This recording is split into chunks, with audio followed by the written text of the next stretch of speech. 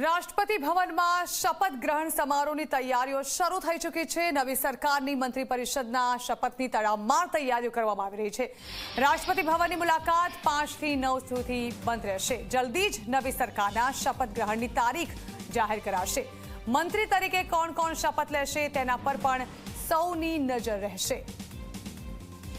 તો પરિણામો સામે આવી ગયા બાદ એનડીએ અને ઇન્ડિયા બંને મનોમંથન કરવામાં લાગી ગયા છે અને આજે બંને મહત્વપૂર્ણ બેઠકોનો સિલસિલો પણ જારી રાખશે। ત્યારે હાલ સમાચારો મળી રહ્યા છે કે આ તરફ શપથ ગ્રહણની તૈયારીઓ પણ શરૂ કરી દેવામાં આવી છે। રાષ્ટ્રપતિ ભવન ખાતે નવી સરકારના મંત્રી પરિષદના શપથની તડામાર તૈયારીઓ કરવામાં આવી છે, જે અર્થે રાષ્ટ્રપતિ ભવનની મુલાકાત 5 જૂનથી 9 જૂન સુધી બંધ રહેશે।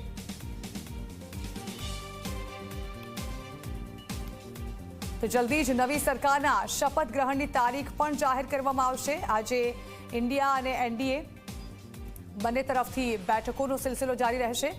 ત્યારબાદ શપથ ગ્રહણ કરવામાં આવશે અને મંત્રી તરીકે કોણ કોણ શપથ લેશે તેના પર દેશભરની નજર ટીકેલી છે।